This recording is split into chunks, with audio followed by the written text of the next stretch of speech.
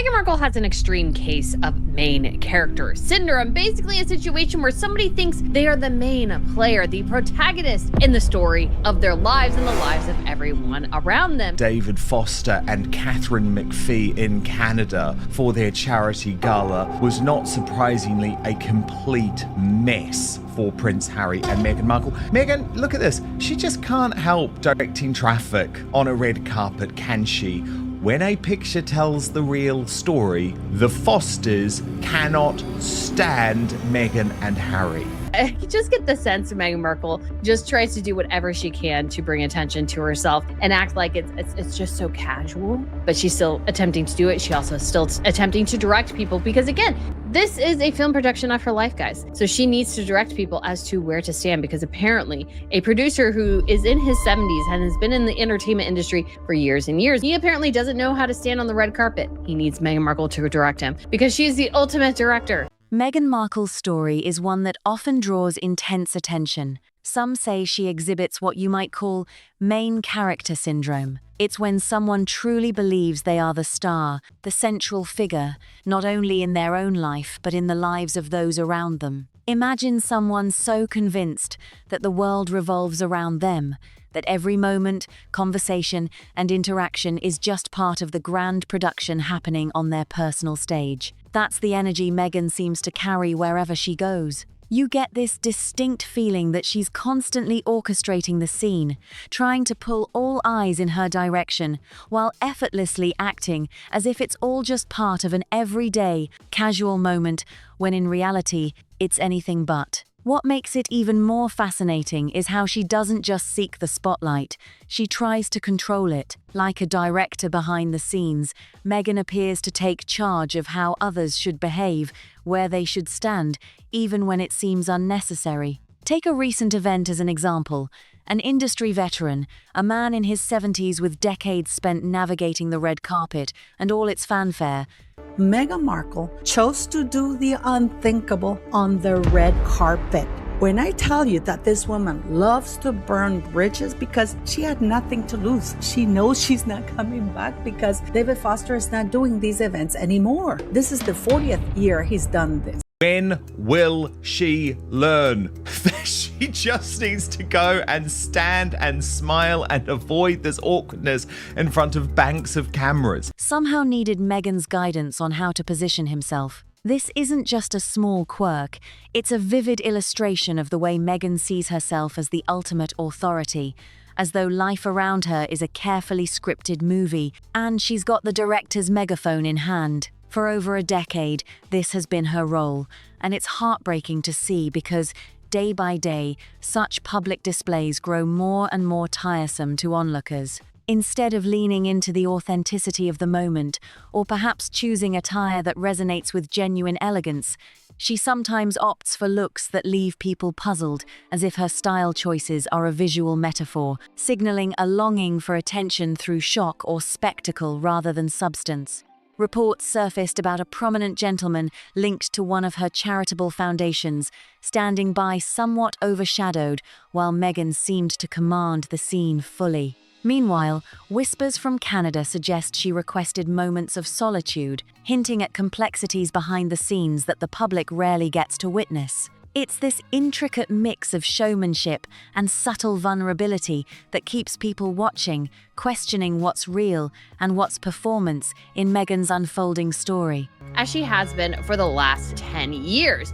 And unfortunately, performances like this are becoming more and more grating on the public day after day. And Meghan Markle would be so much better served to not wear a toga that looks like she has a dirty diaper and instead actually embrace her vain, vapid, and shallowness. Harry's awkward smile really said it all. It's like he's looking very unhappy. Look at that. Then he realizes, oh gosh, she is recording me again. I better smile. A guest turns up and supports the night. She spent that night hunting for moments.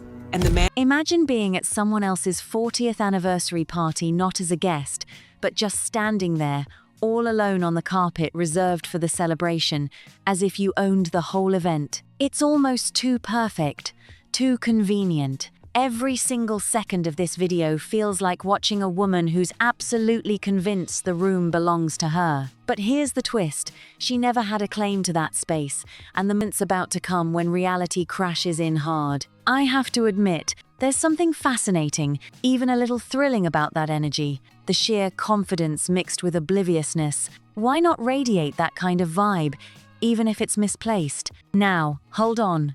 Because this clip sent the entire internet into a frenzy with laughter. Picture this. She's wandering down a hallway flanked by serious pipers and drummers, real professionals who have played for dignitaries and heads of state. These men, dressed impeccably in full Scottish attire, stand tall with immense pride and discipline. And I have to be honest, the imagery that Meghan chose to put out, I don't think she realizes that we just totally see through her act now, like this with the sexy bagpipe troupe. I love bagpipes. This is great. So we're mine. She walks by them, giggling awkwardly, the kind of laugh that's just a beat behind the moment, always a tiny fraction off beat, and never quite reaches her eyes. Then, like she's starring in her own private show, she suddenly turns towards the room and blurts out, "My husband loves bagpipes." The twist? Her husband is standing a mere 2 feet away, perfectly capable of sharing that fact himself, but for some reason, she cuts him off and takes center stage. This husband isn't just any man.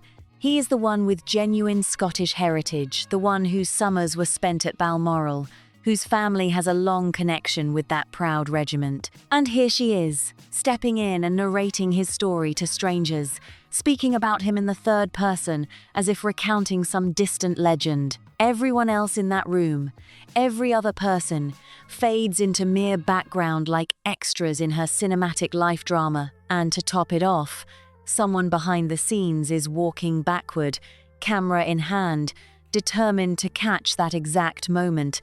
My husband loves bagpipes. And you gotta wonder, who is this poor soul forced to carry this camera and film her giggling at herself, her horrible hairstyle here, and her dirty diaper toga? Who is in charge of filming this? Every time Meghan laughs, I just can't help but think of a really bad actress attempting to laugh. Laughing authentically is harder than crying. And I kind of believe that in a way, because you can definitely look fake laughing. Crying might be a little bit easier to pull off because you just have to bring the emotion. But laughter is a bit hard, and Meghan looks like she's acting badly. Complete with the awkward giggle and all the strange energy. Remember, this couple was famous enough to sue a major portion of Fleet Street over their privacy. They endured 6 years of legal battles, all to protect their image and personal space. The lengths people go to when their lives are public, and when moments like this get captured, are truly something else to consider. For years, the message had been clear: intrusion is unacceptable. Yet here we are, watching as a woman can't even make the simple journey from her car to the table without members of the staff filming every step. Think about that for a moment, staff assigned to capture her movement, as if it was some grand event worth archiving. It's almost comical in how deliberate it appears, like a constant reminder that she's always on display, whether she wants to be or not. Then, the scene shifts. Prince Harry, usually overshadowed in these moments, starts genuinely engaging. He's talking to the pipers, fully present and interested. His body language changes. He's turned toward them, fully participating in a real conversation for once. But right behind him, just in the shot, there she is. Meghan even went out of her way to wear a Canadian designer for her gown. And they're very much trying to, again, he's trying to do that buddy-buddy thing with the bagpipers. They're just very much trying to emulate this life that they left. And everything looks increasingly strained because they look ridiculous. They're acting ridiculous. They left. They chose to leave. And there are perfectly legitimate ways for them to have somewhat of a public profile, but not constantly looking like they're trying to recreate what they lost. But they can't do it. How tacky. Not bidding for the gala, not helping towards fundraising, but filming your place sittings for social media content. I swear she's mentally stuck at the age of 12, just like Harry. And I mean, I felt this, look at this, when she was awkwardly dancing and actually hollering during an Adam Levine performance, just making sure everyone's actually watching her. But no one was watching her. Looming, hovering, waiting, like a shadow refusing to retreat. You could almost feel the tension radiating off her. How dare he? This was supposed to be her moment, the center of the attention, the star of the scene. Her presence screaming, "Why is he talking to them and not to me?" Inside, things only escalate. There is one scenario that this woman seems utterly unable to handle, being in a room where the focus shifts away from her. It's as if the very air changes and she becomes uncomfortable, almost desperate to reclaim the spotlight. The atmosphere thickens as Adam Levine takes the stage. People are anticipating his performance at this elegant black tie dinner, an event where charm and restraint are expected. But then Meghan Markle, true to form, does what she does best. Up she rises from her seat, not onto a dance floor, because there isn't one just in front of a stage, in full view of the audience. And not just any audience, but attendees who have shelled out thousands of dollars per seat, anticipating this very act on stage. Not a disruption in the front row. She dances, not subtly.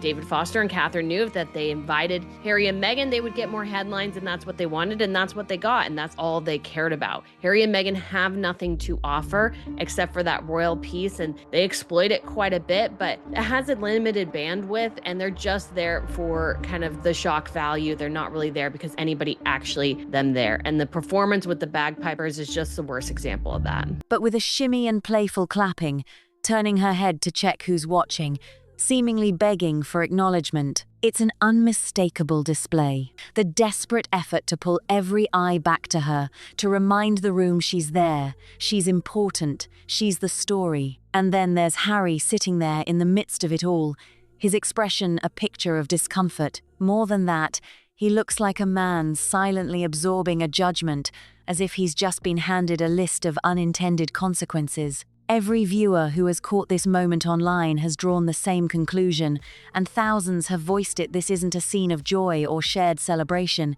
It's a complex dance of attention, control, and unspoken tension playing out before our eyes. He kept repeating the same 3 words, almost like a mantra. He firmly told her to sit down, but this moment was just the beginning. The footage from that scene tells a much deeper story. You can see her leaning in toward him again and again, practically pleading, urging him to rise, to stand, to get up. If you pay close attention here, you will hear her shouting and screaming. But this is really interesting because people were saying that she was arguing with Harry. Nobody was paying attention to them. They were on the side table. They were not in the middle of the they were not in the main table, in the center table. They were on the side. And nobody was paying attention to Meghan Markle. And we know that Meghan Markle can't live without attention. All the cameras need to be on her. And she was arguing with Harry, asking him to get up and sing, to make a scene, And yet, for what felt like the very first time in his entire married life, the man simply remained motionless, frozen in place. Take a moment to let that sink in. He would rather come off as disrespectful or distant in front of an entire room filled with important donors than rise and play along with her orchestrated performance. The famously compliant husband, often called the most accommodating spouse in the Western Hemisphere, had finally reached his breaking point.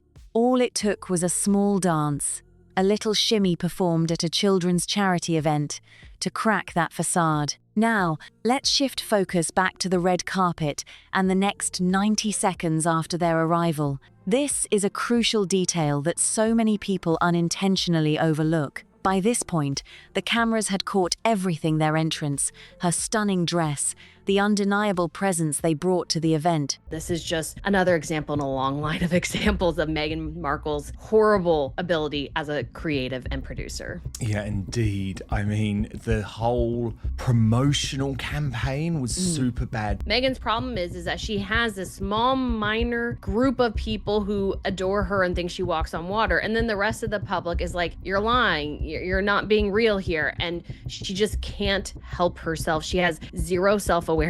This is usually the moment when guests move along the line to let others shine, and the hosts step up to greet and pose for the photographers. But on this very night, they didn't budge at all. Instead of the celebrity couple moving on, the hosts themselves had to come over and stand beside them because the couple refused to clear the frame. For this one rare evening, In a rare moment spanning 4 decades, that man had every right to have the carpet entirely to himself. Then the gesture happens, an arm stretching out, moving across and down, pointing toward a spot on the floor. It wasn't a friendly wave, nor was it an awkward, lingering handshake, as some reports suggested. No, the gesture was a clear, intentional cue, silently directing attention to a specific place, setting the stage for what would come next. I think she genuinely thinks we don't see through it at this point, but there is no more fake person in the world than Meghan Markle. She looks incredibly, and the more she tries to emulate warmth, the less you believe. And of course, David Foster has been in the entertainment industry for years. I'm sure he knows how to stand on a red carpet. Meghan Markle doesn't need to help him. Every woman who's ever spent an evening at an awards ceremony instantly recognizes this subtle but powerful gesture. Picture it, the poised arm of the woman standing just off stage, gently but firmly guiding the winner, quietly signaling exactly where to plant her feet. There's an unspoken choreography behind every smooth moment we see on camera. This woman isn't just standing there, she's blocking, directing, controlling the entire scene without uttering a word. She's the unseen architect of the moment, calling the shots during a stranger's final bow.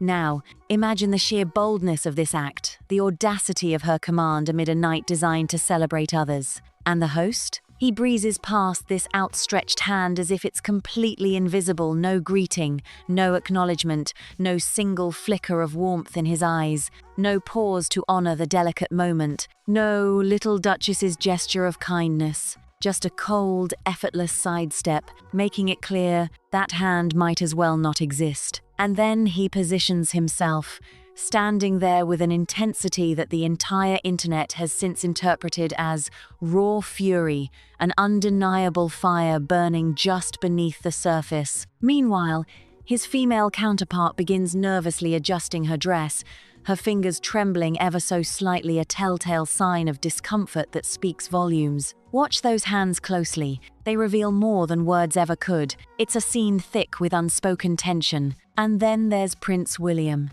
whose presence seems to underscore how profoundly tragic and pitiful this entire exchange appears to onlookers. Meanwhile, in a stunning and dramatic turn, Prince Harry has stepped away from the charity he founded to honor his late mother.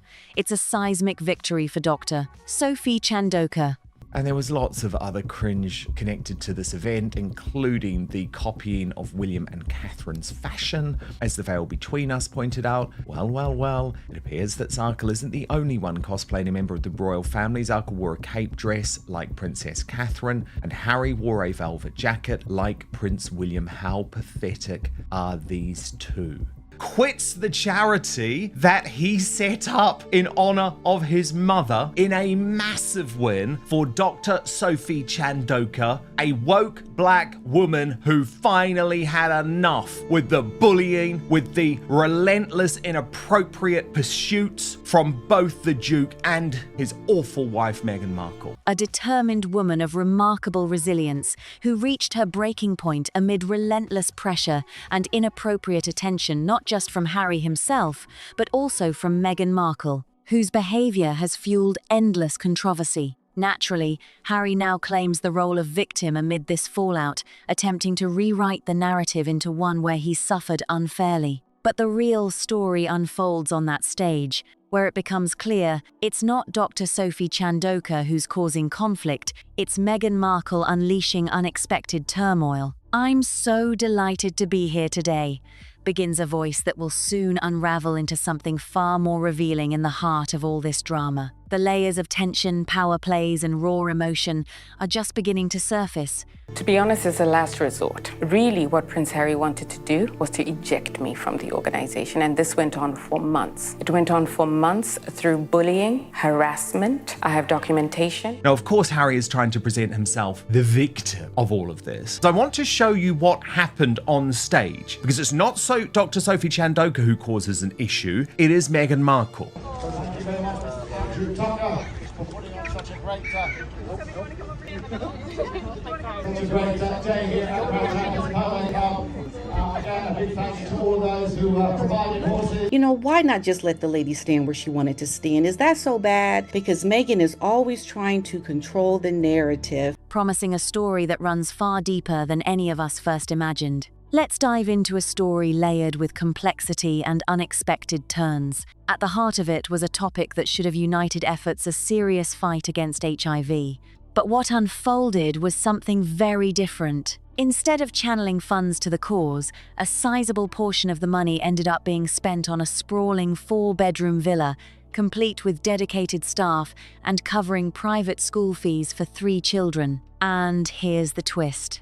These kids weren't even orphans from the communities the charity was supposed to support. Meanwhile, the directors and an insider named Bowers kept digging into the years that followed, uncovering even more disappointing revelations. At the center of all this was Prince Harry, who took an almost complete step back from Africa. For about 5 years, he didn't set foot on the continent. And when you hear the reason Bowers gives, it's almost unbelievable in its simplicity, yet telling: Meghan just wasn't a fan of Africa.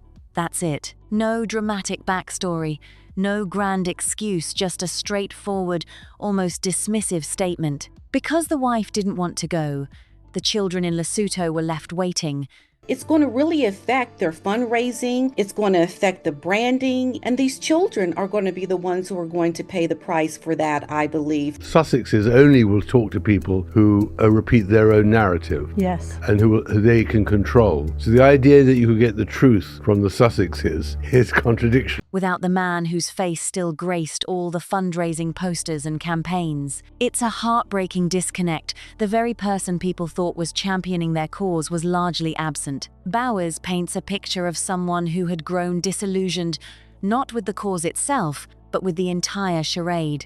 He says Harry got bored of the way things operated, bored of the polo matches and the endless obligation to show up and pose for photos to keep the donations coming in. The spark that might have driven genuine change seemed to have flickered out. When Chandaka, another figure committed to the mission, stepped in to try and revive the effort, Bowers alleges Harry went out of his way to undermine her. The coldness of Bowers' final assessment cuts deep. Harry cares more about preserving his own image than about the people the charity is supposed to help. The real victims, according to Bowers, are those Africans relying on the promise of support that never truly materialized. And when it comes to their own foundation, Bowers offers a blunt verdict. Harry is pretty unintelligent, he's very uneducated, his interests are very limited, emotionally he is more unstable than his father, and I don't think he is able to rationally work out his own position in this world. Meghan Markle,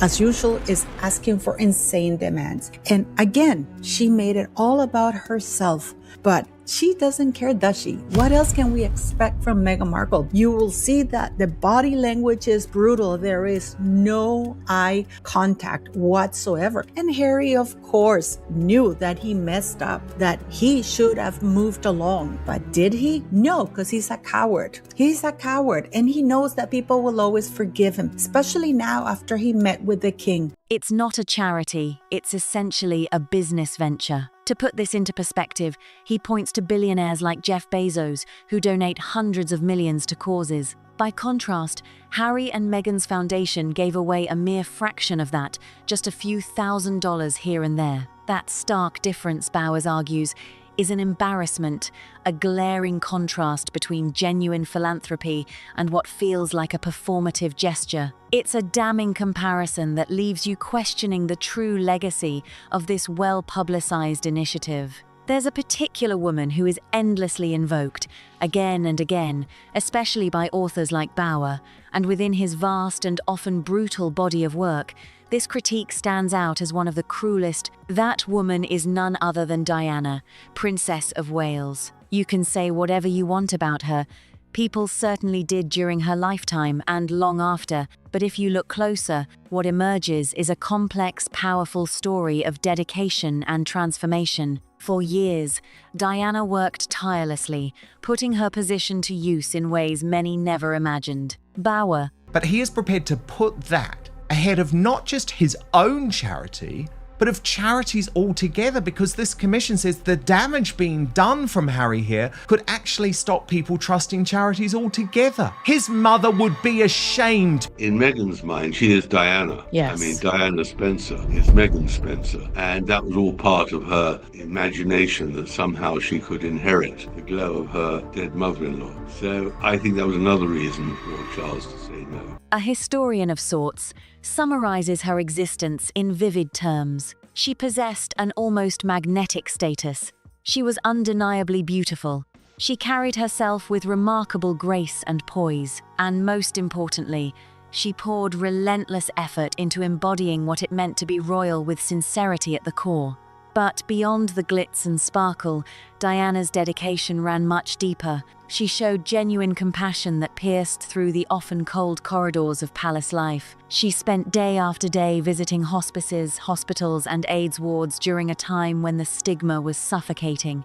Back in 1987, the widespread ignorance was staggering. Half of Fleet Street believed HIV could be caught simply by shaking hands. Yet there she was, gloves off, reaching out to hold the hand of a man dying of AIDS in front of the flashing cameras. That single image, that solitary act of human empathy, reshaped how an entire nation viewed the disease. What Meghan never really understood, probably not even now, is that when she was cheered as a working royal, it wasn't because she was Meghan Markle, it was because she represented British royalty and all the values of the Queen and all the tradition and 1,000 years of history. I think that's the whole issue, that they were globally, and they are globally known, but because of the way they behaved in the last 4 or 5 years, and as the price of betrayal, they are now, their reputation and their status and their fortunes are crumbling. The courage to confront fear, to shatter taboo, and to stir public consciousness, that's the real job of someone who steps up when the world is ready to turn away.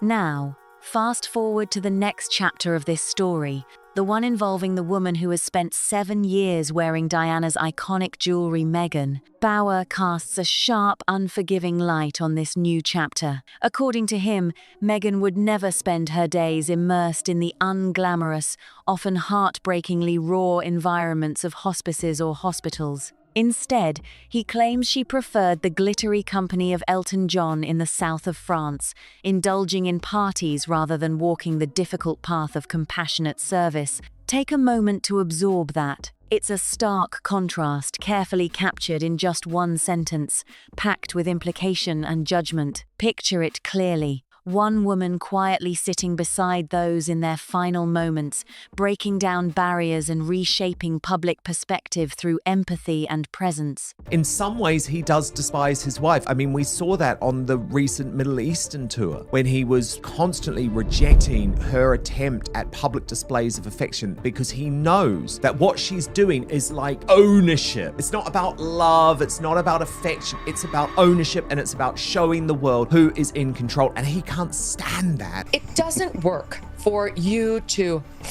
shoulders back, breasts out, headlights going, and try to look as bitchy as possible. The other arrives on the scene only when cameras are rolling, amidst the luxury of yachts, adorned with the very earrings worn by the first, turning it all into a spectacle she calls a legacy. This is the crux of the divide, two very different approaches to power, service, and symbolism. One embraced the raw, often painful reality and redefined humanitarianism. The other, as Bauer suggests, seems to co-opt that image for a carefully staged narrative. It's a tension that continues to ripple through public conversations about legacy and authenticity to this day. For half a century, that woman in the hospital ward clings to that hand worn thin, almost ghostly, the imprint of years etched into every line and hollow. It's the same hand she once dared to drape in opulence, parading it like a costume at a gala. That haunting image isn't just a fleeting detail, it's a symbol of everything that's crumbled around them. Because, quite frankly, the real reason those two find themselves stranded in Victoria now is far from glamorous. They're no longer receiving those coveted invitations, the Met Gala, star-studded award ceremonies, those exclusive rooms where they once claimed their rightful place. Hollywood, with its relentless buzz and endless lights, has fallen silent for them. This past summer, Bauer was blunt when asked about their fate. His answer, bleak and brutally honest, the words desperation and failure summed it up perfectly. He lamented how the creative well had run dry, ideas vanished like smoke in the wind, and their finances were teetering on the edge of collapse. According to him, these two, they are photoshopping, editing, putting a lot of filters on Meghan Markle's pictures. This picture was taken by a bystander or whoever was there behind the scenes backstage. And of course, you can see all the wrinkles here. It was pretty dark, the picture, so I had to make it brighter. That's all I did.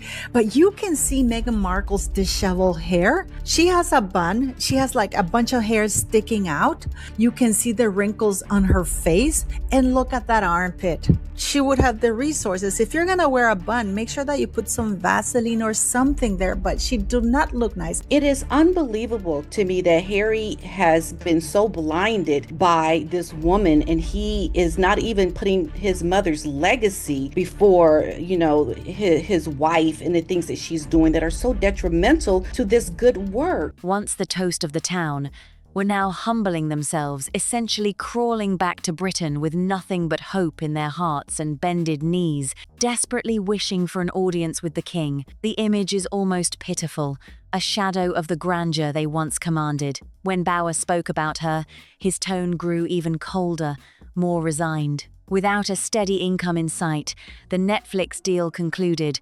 The podcast that once buzzed with excitement now silent, and no clear path forward, he saw her future disappearing into the fog. In his stark assessment, she was simply done, finished, as he put it, a word heavy with finality. So, what's left for them? The answer, a Canadian charity gala on a remote island, so secluded it's little more than a footnote on the map, an event far removed from the glamour they've known. And yes, they got an invite, which in itself says a lot about where they stand today. But even this modest gesture wasn't free of strings. Rumors swirling quietly around Canada suggest the foundation hosting the event may have covered every expense, the flights, the hotel, the whole package. I'll leave that detail as a quiet murmur, something unspoken but lingering in the air. However, there's one part that definitely isn't whispered, one fact that has emerged loud and clear just 2 days after the event ended. Not a single journalist, no writer, no reporter, no media outlet took even a moment to ask the critical questions. Did they actually buy those $5,000 seats? Did they put in a bid for any of the auction lots? Did they contribute a single cent of their own money to support the cause? Remarkably, nobody dared to inquire. Not one soul cared enough to dig deeper. And that silence? You can interpret it however you want. But then came Saturday, and in many ways, that day spoke volumes. Saturday held a second event completely free, open to the public, welcoming anyone and everyone. Thousands of ordinary families from Victoria gathered down by the sparkling harbour, soaking in a dazzling drone light show and ending with fireworks that lit up the night sky. Imagine this: 4 decades of one man's passionate dedication, presented as a gift back to the community that shaped him. And yet, there was no red carpet, no velvet ropes holding the crowd back, no photographers camped outside the entrance waiting for a glimpse of the stars. Not a single image captured their presence. No reports, no social media posts from their side, not one word shared by them on their own channels. The entire weekend unfolded in that city, yet the only time they appeared was precisely when cameras were directed toward the spectacle itself. Meanwhile, an entire province was quietly battling disaster. At that very moment, vast stretches of British Columbia were ablaze, with more than 20,000 Canadians forced out of their homes by wildfire. The province declared a state of emergency. Neighbors looked out for each other, and yet here was a duchess, with the world's media seemingly at her fingertips and a phone never far from her hand. Still, among those tens of thousands of displaced people, not one word, not one moment of acknowledgement. So what did the world receive that weekend? A single selfie. One brief video, just a pudding and a playful giggle caught in a hallway posted the very next morning to millions, adorned simply with a Canadian flag emoji and a red heart. That was the headline. The takeaway. while an entire province burned and thousands suffered in silence. Not a single word was uttered, no mention of the foundation she had poured her heart into, no acknowledgement of the cause that had become her mission, no nod to the families who had placed their hopes in her efforts, not a whisper about the staggering $14.5 million raised or the countless children anxiously waiting for life-saving transplants. Nothing was said about the crowd of 20,000 people who had packed their cars just to show support. All that remained was a lonely flag and a heart emoji, cold and silent. Then, curious eyes began to dig deeper into that post, peeling back the layers of this baffling silence. What they uncovered was almost too surreal to believe. Her own brand, the very company she had built, had liked her personal photo. Yes, her company liked a picture of her on her own page. You couldn't invent something this strange. It was as if she had become her own audience, applauding herself to fill the void. There it was, the entire story encapsulated in a single tab, like a digital mirror reflecting not an audience, but an emptiness. When the applause from the outside world falls silent or comes too slowly, she simply toggles to the other account and claps for herself. Now, imagine for a moment you've given your heart and soul for 4 decades, navigating this challenging journey on your own. Then, on what should have been your night to shine, you find yourself face to face with nothing but cold indifference, an arm of rejection reaching out to push you away. How would you react? Would you retreat or fight back with every ounce of strength left in you?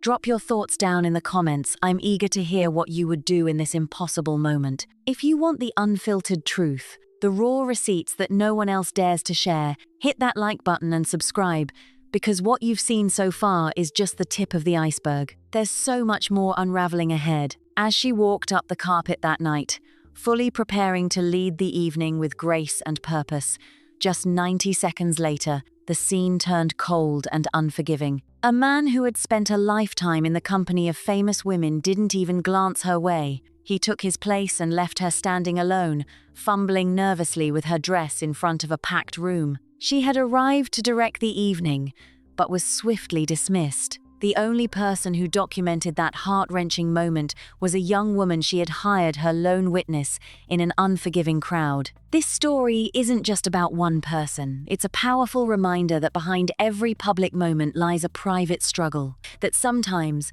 the most important battles happen when no one is watching. If this story touched you, if you believe in standing up for those moments that go unseen, please like, share, and subscribe. And don't forget to comment below with your thoughts. Your voice matters, and together we can bring these stories into the light.